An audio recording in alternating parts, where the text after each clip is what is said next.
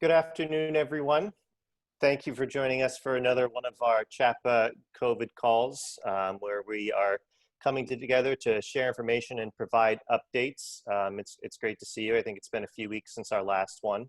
I want to let everyone know that this meeting is being recorded and cast on Facebook. As always, we ask that you keep yourself muted. You're muted as you come in, but you can unmute yourself. There will be opportunities to ask questions. I do ask that if we can to put those questions into the chat box so that we can review and go over them and help moderate those. That'd be most helpful. With that, I'd like to get started. Today we're going to learn about the federal eviction moratorium. We have Judith Lieben from the Mass Law Reform Institute who will go over the federal moratorium and what that might mean for Massachusetts.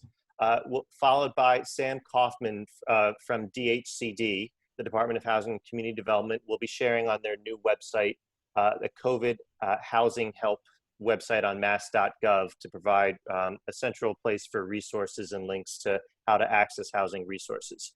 We'll also hear from my colleague Dana Lewinter with an update on emergency rental assistance programs being set up by communities and how to find out which communities have them and information on those, as well as updates from my colleague Carol Marine on the court challenges to the state moratorium and the status of those. And then updates on federal matters from my colleague Ryan Dominguez, and I'll round things out with some quick updates on the state side. So with that, we're going to get started, but I did want to start by just acknowledging the passing of Chief Justice Gantz of the Massachusetts Supreme Judicial Court, the SJC. It's someone, as we get into a discussion, with Judith and with Carol on the eviction moratorium, it's the courts and the role that they play are so important, particularly right now. And there was no better champion for housing justice and for access to justice than Chief Justice Gantz. He, just as recently as a few weeks ago, was helping to bring together housing stakeholders and others with the housing court system to think through how are we going to handle the COVID housing crisis. And having that voice was so important, and it's a huge loss to our community. But we know in the spirit of Chief Justice Gantz, we're going to continue that work with all of you and with all of our partners to make sure that everyone has access to justice and that we can help as many as possible during these extremely difficult times, particularly when it comes to housing. So again, I just wanted to acknowledge that. And with that, I'm going to turn things over to Judith. So Judith,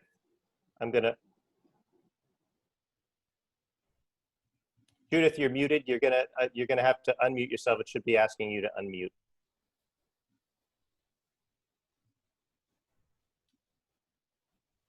Okay. There we go. We hear you.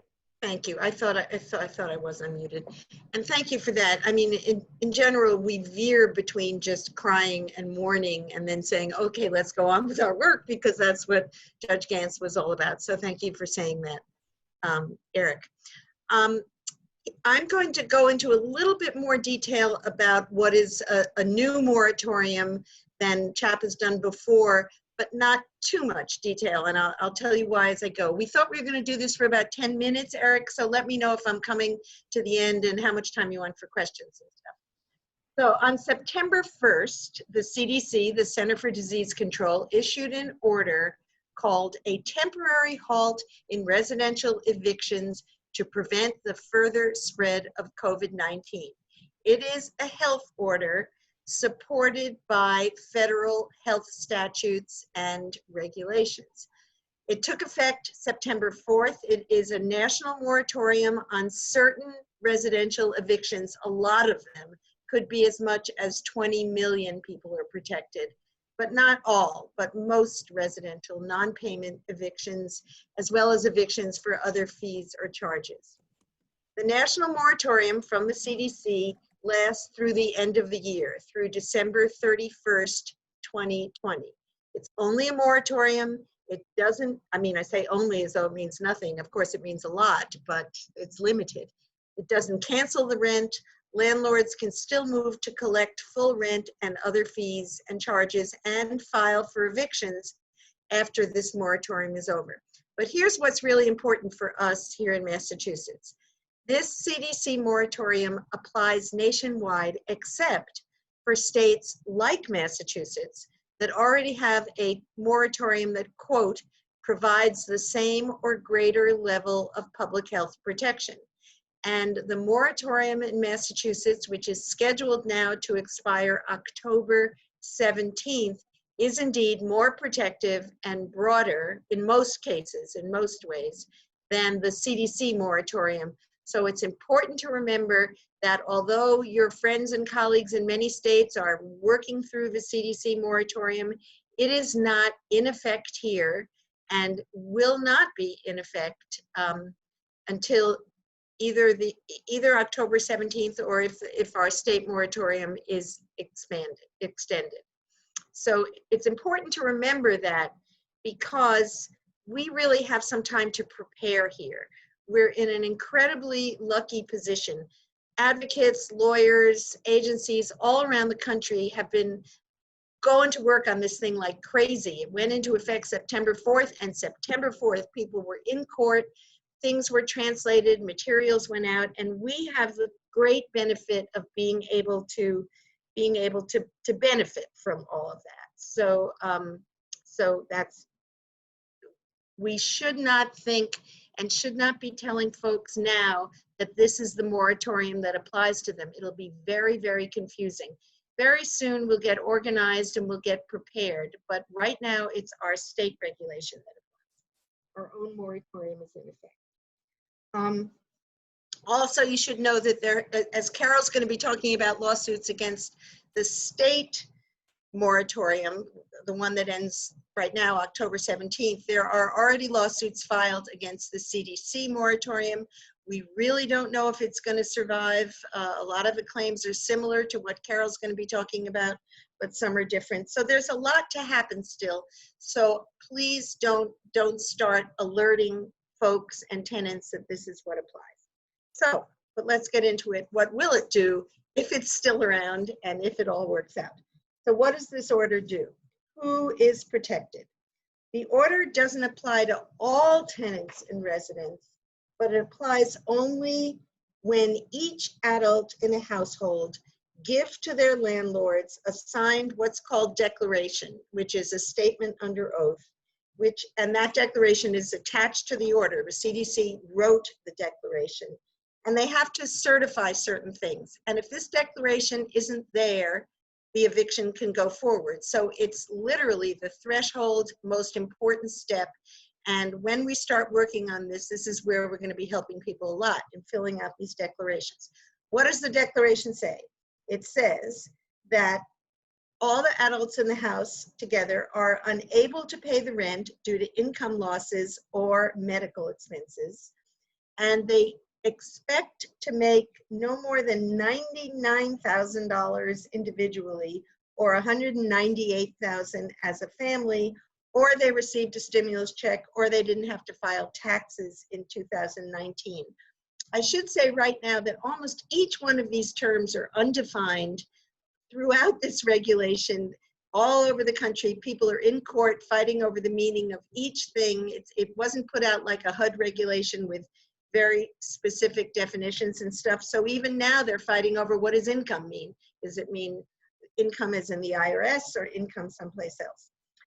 So you have to say what your income is going to be, that you can't pay the rent, that you have tried or will try to get any government assistance for rental assistance that might be available. So in this state, it means I've tried to apply for REFT, I've tried to apply certainly for MRVP and a whole lot of other things. And if you're not eligible, you can say you're eligible. In the declaration, you have to say that you've agreed to make partial rent payments based on what you can afford and given your other expenses. You can see how each of these things can be argued narrowly or broadly. And finally, the declaration says that if I'm evicted, I would be homeless or I would have to move into a crowded situation or a substandard living situation. So it's meant to help people with incomes that were not higher than what we're used to helping, but certainly who could face dire consequences. So when the time comes, helping people to fill out this declaration are going to be really important, and we'll be having instructions and stuff on that. Who does the order apply to? Well, the order applies to all standard rental housing. There may be problems about motels and some other kinds of housing, but certainly it applies to regular rental housing, whether public, subsidized, or private. But it doesn't cover foreclosures like our moratorium in the state does. What types of non-payment evictions are covered and which are not covered? The order prohibits only the eviction of adults who meet the criteria in the declaration that I just described. Second, there are 5 categories of eviction that it doesn't cover, and they're somewhat similar to the evictions, the protections that are not covered under our state law, that it's evictions for very serious causes, and they can be filed now under our moratorium, and they could be filed under the federal moratorium for criminal activity, threatening health and safety, damaging property, violating health rules, or violating other contractual obligations. And that last one will be fought out a lot in court. There is no relief from late fees or related charges under the CDC rule. What stages of the eviction are covered? Very similar to ours, it covers the whole breadth of eviction activity, starting with any threats for eviction, notice to quit, all the way up through the court procedure and after the court procedure. So it covers all of it. They call it any action to remove or cause the removal of a covered person from a residential property. Penalties. We don't, if I remember right, we don't have penalties in our state moratorium. In the federal moratorium, it's a crime to violate this, and you can be fined by no more than $100,000 in most cases, or 1 year in jail, or both, you as a landlord who violates the law. And an organization who violates this law may be subject to a fine of no more than $200,000 per event in most cases. So very quickly, what have we learned so far from our colleagues all around the country who have been working day and night on this? The first thing we learned is that many helpful declarations have been created. They've been translated into almost, this is how we're lucky. A lot of the work's been done. They've been translated into almost, it's so many languages. This morning I just got one in Hmong. And right here in Suffolk, at Suffolk Law School, they created this fillable declaration where you answer questions and it gets filled in. It's great. And that too is interactive and translated. There's a whole lot of tenant outreach material has already been created. And in each state, each county, and each court, there are different interpretations of this law, different practices, and different understandings. So it's kind of going all over the place. And there are many unanswered legal questions. And finally, it is a moratorium. So it gives us some more time, and it gives us some more time to keep working on so many of the things that CHAPA has been meeting about what are we going to do in the long run, and certainly gives us more time so that Congress can get its act together and do what the National Low-Income Housing Coalition has been stressing for so long, which is implement rental assistance programs. We need $100 billion and other programs. So this will give us more breathing room to do more advocacy. How's that? Did I get it? That was a lot, but.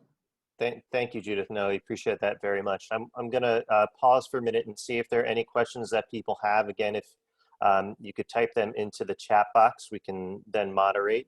So I'm going to, again, just pause for a minute.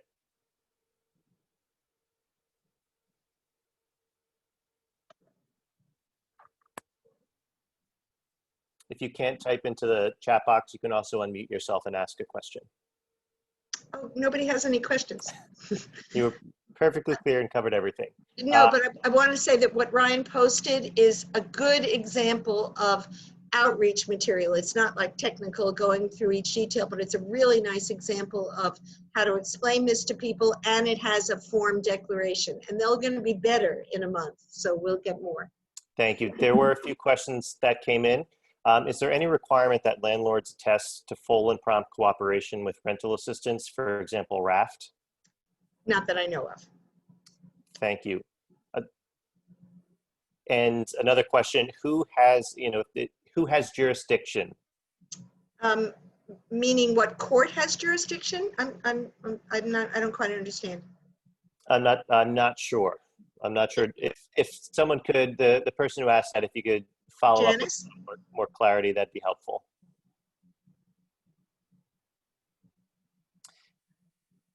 Another question, can you confirm it applies to all adults or just the head of the household? It says all adults have to take part in the declaration, so it seems that it applies to all adults, and even that is being fought out in different courts. So. Thank you. And Janice followed up, yes, which court, and if you already have a state action, can you include this? You mean if you're defending under our state moratorium, can you also defend under the federal moratorium? Is that maybe what you mean, Janice? I'm not sure. Certainly there's a lot more that we're going to think of to bring into that. So for instance, we're going to try to make sure that that we can find a way for things like notices to include more, so that when you, for instance, if you got a notice to quit, it says, by the way, if you fill out a declaration and give it to me, there's that. But so there's a lot of that kind of advocacy to take place, but I don't know. As far as we know, Matt, you asked, is the White House working to rescind it? The politics behind this are so unknown and crazy. The White House put out a statement last week praising it, and the president says, look at me, I'm protecting residents and guarding against evictions. I don't know, although the White House could be firing the head of a CDC at any minute. So, you know, I'm not sure, but we have not heard that they're trying to rescind the order, although that's something that might happen in courts. Maybe others have. Let's see, a few other questions. If you already have a state system to notify landlords that in many ways supersedes the federal one, and that is different from the federal declaration, why would tenants fill out a federal declaration form instead of a state declaration form? Well, we don't exactly have a state declaration form. Under this upcoming order, which is not yet in effect here pretty much as we understand it, under this order, you can't get the protection of the moratorium unless you give your landlord a declaration. Under our current state moratorium, there is no declaration form. You certainly, if you have lawyers and if you want to do it yourself, you certainly put in information to a judge, but there's no required declaration form. Thank you. And we have two more questions that I'll ask. One is, given that the CDC moratorium doesn't kick in until the state one ends, would the requirement that tenants make partial payments apply only from that date moving forward, as opposed to between now and that date? That's another one of the many unknowns, and how much payment and how much. Here's a couple of unknowns, Stephanie, that I mean, and there's hundreds of them. But for instance, the declaration that you sign, are you allowed to be cross-examined on it? You know, does it have to be taken at face value? Here it is, I can't pay this, I can try to pay this. But we think it means from September 4th on, but we're not sure. I don't have a good answer for that, Stephanie. Thank you. And two more questions, sorry. Can you tell us a little bit more about Massachusetts, how the Massachusetts law is better than the federal moratorium? Well, among other things, it includes foreclosures, and no, I can't right now. I just know because I haven't personally worked on it. So aside from the fact that it includes foreclosures, maybe somebody else who's worked on it can tell better than I have. I haven't spent time comparing them.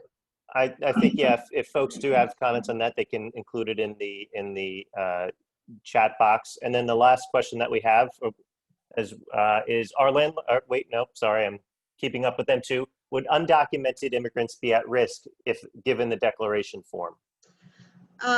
No more than anything else. There's no, this is certainly not part of anything to do with public charge. It's not, you're not receiving a benefit, you're not getting a subsidy. And the whole issue of defending in court and defending yourself in court is no different under this than it would be under any other kind of defense, which is it's a case-by-case basis, how much you want to put yourself out and how vicious a landlord you might have. Thank you. And another question came in, are landlords required to provide these declaration forms to their tenants? No, you are required to provide it to your landlord. It's at least under the way the CDC moratorium works, they are certainly not required to give it to you. Maybe the better ones of them will. I know some public housing authorities are already doing some things, and some larger owners are starting to inform people, but we're worried that people are thinking that it applies now. So we'll have to be careful about that. Well, Oh, thank you. Thank you, Maureen, who tells us that state moratorium prohibits late fees and penalties. The federal moratorium does not. Thank you, Maureen. Well, thank you, Judith. We appreciate you sharing all of that information on the federal moratorium. And I mean, we will certainly be learning and figuring out more about the moratorium as this plays out. And so I'm sure on future calls, we'll be supplementing this with a future discussion. But again, thank you so much for sharing that information. Great. I hope that was helpful. Thanks. Very helpful. And just staying quickly on the topic of eviction moratoriums, I wanted to allow my colleague Carol Marine to quickly update us on the challenges, the court challenges to the state moratorium. So Carol, can you provide that information? Sure. Thank you, Eric, and thank you for mentioning Judge Gantz. He was from my town, and he is deeply missed and very revered. On the challenges to the moratorium, we're at the other end of the challenges to the eviction moratorium, as opposed to the CDC moratorium. As most of you know, several small landlords have challenged the constitutionality of the eviction moratorium in both federal and state courts. The state court proceeding was decided, at least at the Superior Court level, in late August. Judge Wilson of that court issued an order in Mattern v. Commonwealth denying injunctive relief to the plaintiffs, advocating for the end of the moratorium. The moratorium is now extended through October 17th. The judge ruled on claims of infringement of core judicial powers, access to the courts, and the takings clause. And he did find that any harm to landlords is far outweighed by the potential harm that will be caused by an end to the moratorium. The plaintiff landlords have indicated they would appeal. Nothing has been filed as of yet, but in the meantime, they had separated some of their claims and filed in federal district court. There have been several extensive hearings on their claims in district court.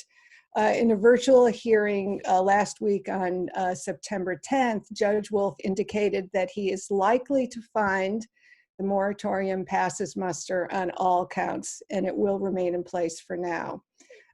In that case, the landlords had also sought a preliminary injunction while they litigate the case. Judge Wolf did indicate from the bench that he was influenced by several things, particularly the temporary nature of the moratorium. He noted, though, that the dramatic reduction in COVID cases from the enactment of the legislation back in April to now, when he checked the dashboard the day of the hearing, meant that at some point the moratorium might not be constitutionally viable. He did not comment on the economic harm that still blankets the state. And his ruling is expected any day now.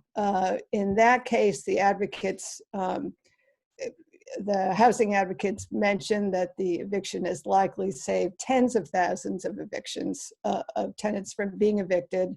Landlords, of course, are unable to collect rent, and in particular, this is a real hardship on some of the small landlords that need rental income to cover property expenses. But I think, as both parties noted, and certainly Judge Wilson in the state court picked up on something in the amicus brief that CHAPA filed, which was the moratorium is necessary to allow time for advocates to get the funds in place to stabilize both the tenancies and the property.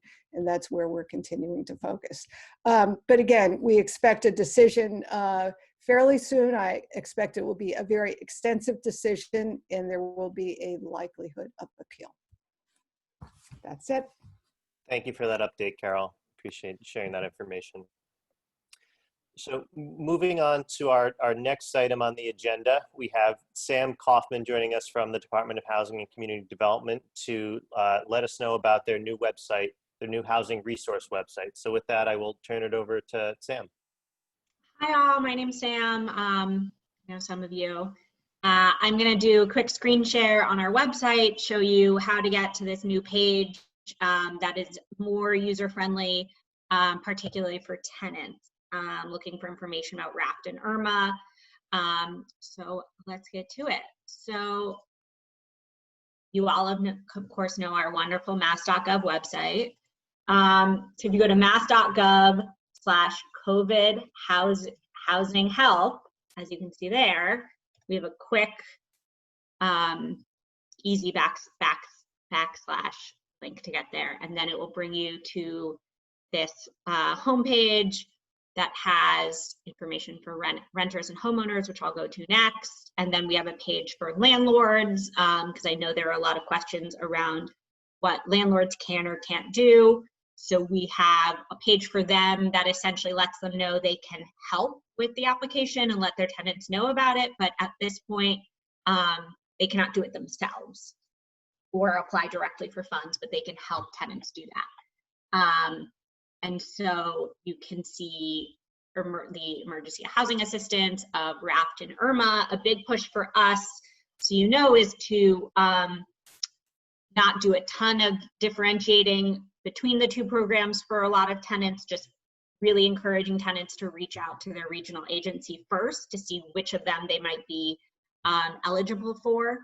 And so let's go back to the main page. We go over here for housing resources for specifically tenants and low-income homeowners. So it's similar information here, and then to find your regional agency, those are the 9 housing consumer education centers we have, and 2 other organizations that also administer RAFT and IRMA. So it's the 11 regional agencies that administer RAFT and now IRMA. You go to this page, which we've used in other places, and pick your community. Let's see, Clarksburg, Berkshire Housing Development Corporation. It allows people to either click through directly and go to their website, and then also gives you notes directly on this page regarding income limits. So RAFT is 50% AMI, and then IRMA is 80%. So this should give, and these change depending on what community you're in, because across the state we have a pretty wide variation of area median income. So yeah, you can check your community, check the income eligibility there, and go right through to either call or onto their website. So we are really encouraging people to check websites first, since most offices for these RAs are still closed depending on the region. We also have details on the eviction foreclosure moratorium and a link to our family shelter for people looking for emergency family shelter. We've also updated that online to make it clear which phone number people should be using for shelter, because we know there's been a little confusion, and clarifying that all of our field offices are still closed. And more details here, foreclosure and forbearance information for homeowners. We've collaborated on this with the Division of Banks. The Division of Banks has an FAQ, which we've also posted here. Yes, so, and this will take you to our older DHCD COVID website that has just the various other information, basically. That third link. So yes, here is our new, more tenant-friendly website. I don't know if you have any questions, or Eric, if you want me to go somewhere else on the page. Sure. Thank you. No, I appreciate you sharing that information. There is a comment on the website just that EA information is still difficult to find as it's categorized under information for renters and homeowners, rather than just indicating that it's for, oops, sorry, I just jumped on my chat screen, indicating that info is also available for people experiencing homelessness. Yes, there are many other places where you get to our shelter page. So if there's a request that you would like it more prominently, this is really focused on Raft and Irma, but we can certainly, maybe get that on that front page as well. Great, thank you. Yeah, and there was another comment saying, in the same vein saying, is there any way to have a section on the front that says for individuals and families experiencing homelessness? That would be very helpful, very useful. Yeah, we can talk about getting that up here so that people don't need to go. Great, and there was another comment that the EA page still indicates in one place that DHCD is taking application in person in its offices. Where is that? Because I have tried to get all of those out. So, so Samantha, that was from me. It's near the bottom. It says you may use the service provider locator, which is a hyperlink to find an office nearest you where you can apply in person. That's below where it lists the addresses of all the offices, which feels to me when the offices aren't accepting any walk-ins, it feels to me a little bit confusing to list the office addresses themselves, but then it specifically does say below that you can apply in person, which I think could confuse people. Oh, you know what? Thank you for that. We've had a couple lines that didn't get deleted because as you can see, there's no online. We've tried to make it clearer, so appreciate that. We will do that. Thank you. Well, thank you, Sam. We appreciate you sharing that information in that website. I don't see any other questions or comments in the chat screen, but again, I'm sure you can follow up with Sam if that's okay, Yep. if there are any other questions. My email is just samantha.kaufman@mass.gov, so feel free to let me know everything we've done wrong. No, we thank you. I'm going to stop your screen share right now and return to our regular view to move on in our agenda, where now we have my colleague Dana LeWinter. She's going to offer updates on emergency rental assistance programs. So Dana, I turn things over to you. Thanks, Eric. So thanks for having me on this call. It's fun to see everyone's faces today. I'm sharing several links here in the chat about what I'm going to be talking about. So many of you, 350 plus of you, joined us on Tuesday for our session on emergency rental assistance programs. And I really appreciate our speakers for joining us and all of the questions that we got from that. There's just so much interest in using both state and local resources to keep people housed. So if you are interested in rewatching that event or you were unable to join us, the first link that I shared is a recap of the event, including the recording and contact information for all of our speakers, because I know there was a lot of great questions for the folks from DHCD, from the Regional Housing Network, and towns of Arlington, Amherst, and the city of Chelsea. So you can reach out to those folks directly. The second link that I shared is just to remind folks that we have this emergency rental assistance program database. We've been working with the folks at DHCD and MHP to keep that as up to date as possible. So if you click on that link, it will take you to a page where you can actually view the database of all of the programs that are out there. If you're going through the database and you see information that is incorrect or missing, there is a place on the, it's a Google Doc, and there's a form that you can submit changes. So we really want to keep this as up to date as possible. So please, please take advantage of correcting any incorrect information or updating as your programs change locally. Our most recent information on these programs is really exciting. There are now 89 communities with approved local emergency rental assistance programs, pledging over $33 million towards this effort. Most of these are being funded through CPA funds and trust funds, and many of those trust funds may in fact be CPA funds that are being deposited into those trusts. But groups are still using CDBG, Home, CARES Act, and some are using donations. The vast majority of these programs are targeting 80% of area median income as eligible households, but some are going up to 100% and some are targeting lower income brackets as well. The most recent average assistance amount per household is around $4,000. So it's interesting. It's come out to similar to the RAF program without the updates and changes. And the average rental assistance pledge per community, excluding Boston, which is an outlier, is around $555,000. But there are programs ranging from $15,000 all the way up to $8 million. So the big takeaway from our session on Tuesday is that these programs are all different. They're all meeting the needs of their communities. And there's no amount that's too small to start, but there are definitely challenges with running these programs. So please take advantage of all of the resources that we have on the Housing Toolkit and all of the folks that have already been operating these programs if you're exploring any changes or new programs in your community. I think that's it. Thank you. Thank you, Dana. I'll pause to see if anybody has any questions that they put into the chat. I'll just wait a moment to see if anything comes up. One thing I forgot to mention, I will say thank you to Chris Clutchman, who is somewhere on this call, for reminding me. We are going to hopefully be doing a follow-up survey soon to better understand how the programs that are out there, the 89 programs that are out there, have been operating and what their outcomes have been now that many of them have been in operation for several months. So stay tuned for that. And we definitely will be going back to that existing database to do the outreach for that. So again, make sure that your information is up to date and correct. Thank you very much. And it doesn't seem like there are any questions for Dana. So with that, if you do, please type them in the chat box.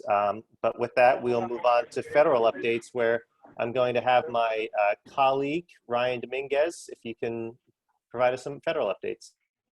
Sure thing. Thanks, Eric. So last week, Senate Republicans failed to pass their skinny version of their COVID-19 relief package proposal. This proposal was a lot less than the $1 trillion HEALS Act that they proposed back in July.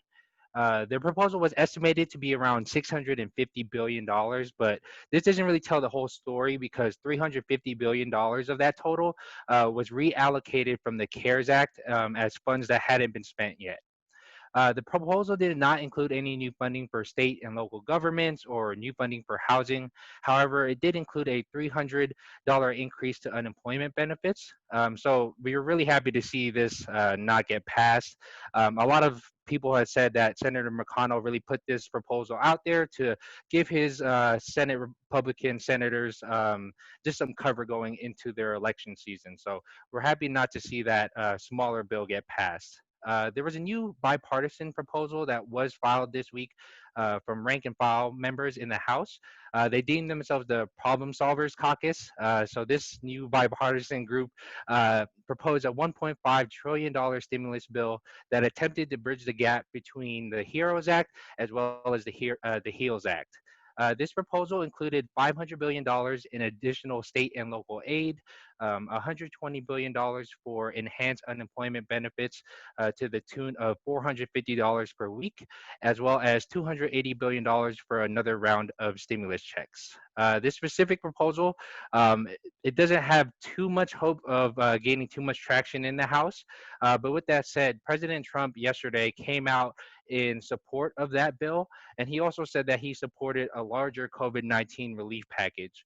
So this really shows some of the dissension that's occurring even within the Republican Party about what should be included in a COVID-19 relief package. Senate Republicans are still kind of, sticking to their guns and making sure that they, come out with a smaller package, while Speaker Pelosi came out and said that she really does want to push for a new proposal to be passed before the elections come up in 6 to 7 weeks from now. Speaker Pelosi also came down from her original $3 trillion from the HEROES Act down to $2.2 trillion. So hopefully we can find a way to bridge the gap between the two proposals. And at CHAPA, we'll continue to monitor any kind of developments on this front and report back anything substantial. In other news, HUD announced the allocation of the remaining $2 billion in CDBG funds from the CARES Act. Massachusetts received a total of $64 million for CDBG, with $28 million going to the state for non-entitlement communities, and the rest going to entitlement cities and towns. These funds can now be used for up to 6 months of rental assistance, which is very good news coming out of their this next funding round. And that is to be especially targeted to areas facing higher risk of eviction. HUD allocated these funds based on certain criteria, which takes into account communities' risk of transmission, job loss, and economic disruption. I'll post a chart into the chat now that gives you all of the funding allocations to the various cities and towns, so that you can know how much went to each of those cities and towns, and hopefully be able to use that towards rental assistance. And then finally, there was a new waiver notice issued for ESG funds. One of the most interesting waivers that came out of this notice is a provision for landlord incentives. ESG funds can now be used to pay for landlord incentives to allow for individuals and families experiencing homelessness or are at risk of experiencing homelessness to obtain housing. Eligible incentives include signing bonuses equal to 2 months of rent, security deposits equal to 3 months of rent, paying the cost of repairs caused by an ESG program participant, and paying the cost of extra cleaning and maintenance. To make sure that there's enough ESG funding for shelter costs and other uses, landlord incentives are capped at 3 months rent for the unit for any of the incentives I just mentioned. So not 3 months for each incentive, but 3 months total for any and all of the incentives. So I'll also post that ESG notice into the chat box now so you can review it. And I'm happy to answer any questions that might come up. Ryan, there's a question from Laura just asking if you have the synopses of the numbers that you covered at the beginning of your remarks that you can post or share. Yes, and is that in regards to the COVID-19 relief package proposals, Laura? Yeah. Okay, yes, I can post that into the Great, chat as thank well. you. No problem.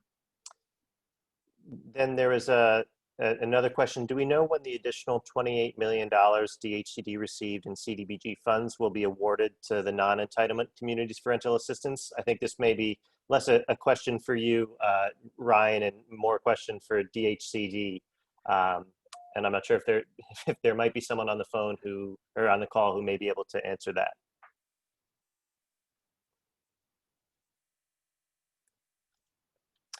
Yeah, I'm not sure when those funds will actually come out, but we hope that they will be used for rental assistance, but it is not guaranteed that they will be. So I guess this is a call to action for all of you to go to your cities and towns and really request for that money to be used for rental assistance. Thank you, Ryan. And Don, we can follow up with DHCD with that question. And a question Eric, from... I'm still here, but I do not have an answer for that, but I will find that for you. Thank you, Ryan. I'm here, Amy Stitley. So it doesn't have to go to rental assistance, as was just stated by Ryan and Eric. It just has to go to non-entitlements. I think it is obviously a good use of those funds to put it to rental assistance, but it's not, it doesn't necessarily have to. So we're in discussions right now with our undersecretary and secretary about the best use of those funds. Thank you, Amy. Appreciate that comment. A question from Maureen. Is DHCD prohibited from using the newest CARES funds in entitlement communities, or are they restricted to the balance of the state? We think they're for non-entitlement communities, but we're following up with HUD to see if there's any flexibility there. But given that the entitlement communities got their own allocations, we're pretty sure that it's supposed to be allocated to the non-entitlements, but we are seeking clarification. Thank you, Amy.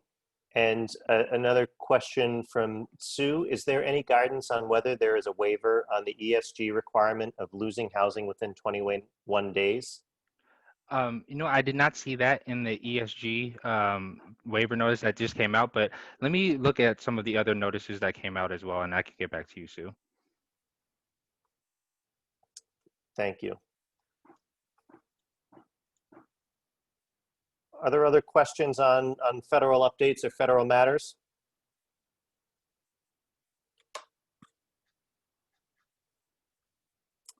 Seeing none, Ryan, thank you for those remarks, and Amy and those from DHED, thank you for chiming in with some of the answers to those questions.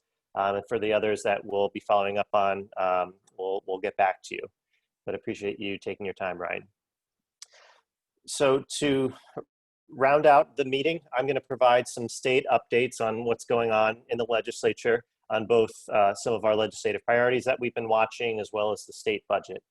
I'm going to start with a quick update on our legislative priorities. We've been watching and waiting for a final economic development bill to come out of the conference committee.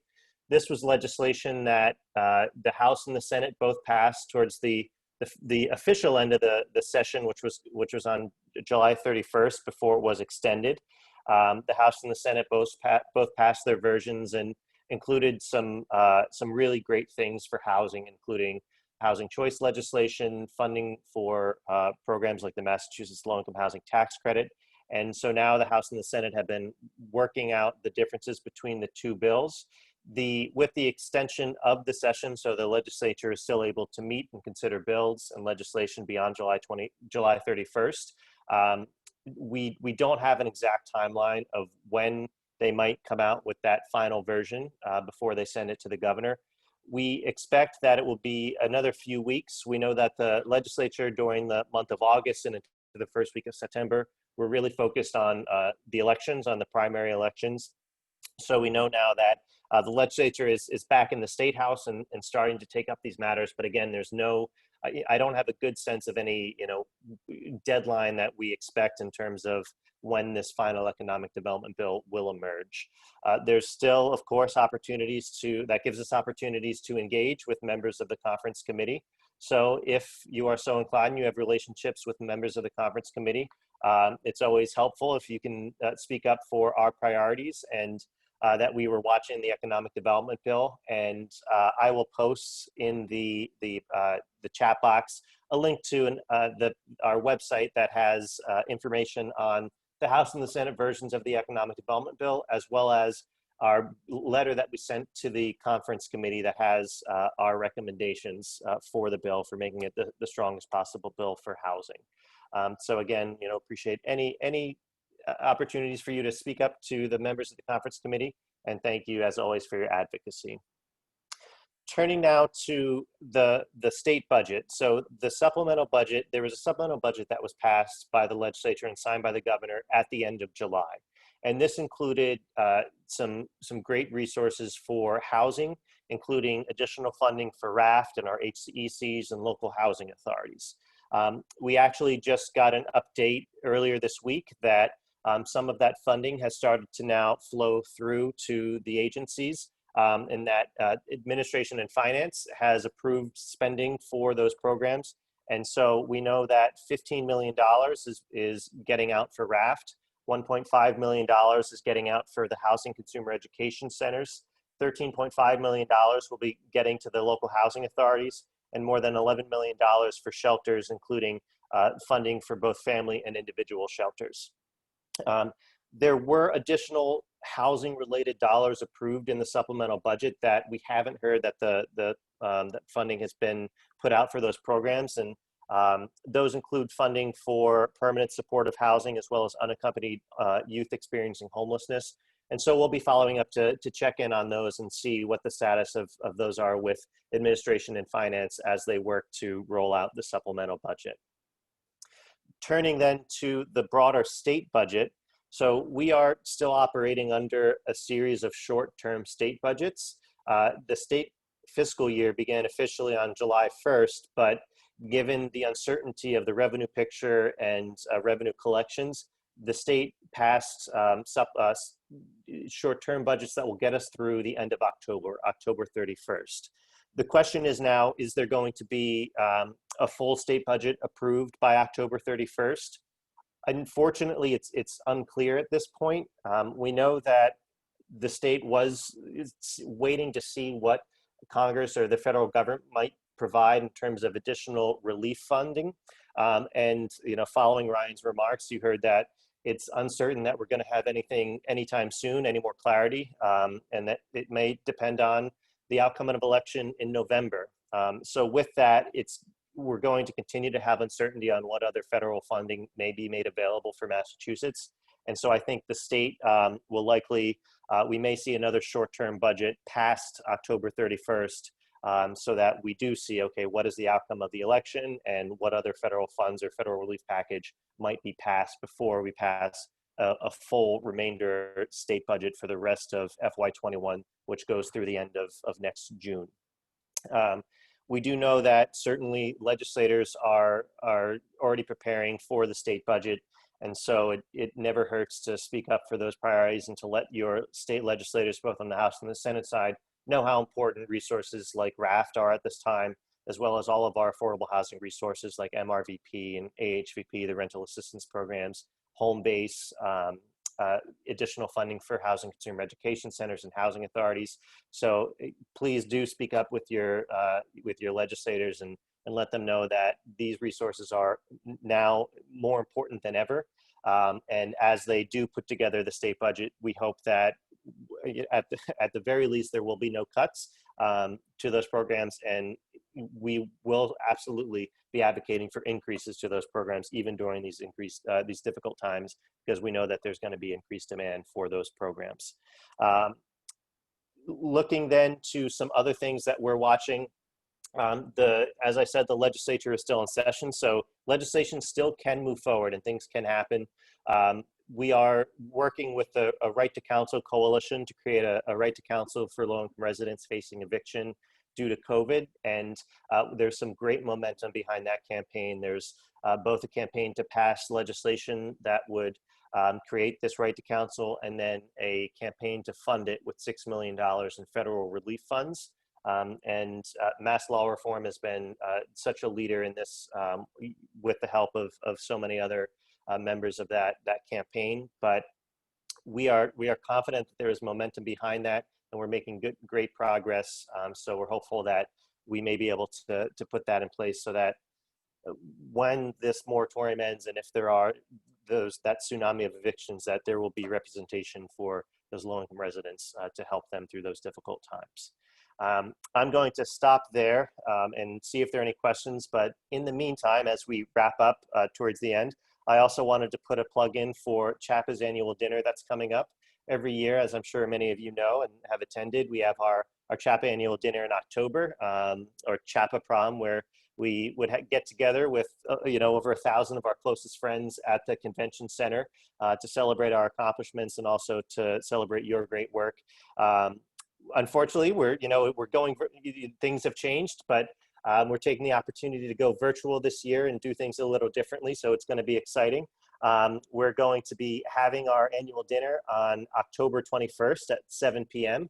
And we'll be honoring some great people in the field, including Gene Pinato, the former CEO of Madison Park. We're presenting the Emerging Leader Award to Jared Johnson from Transit Matters.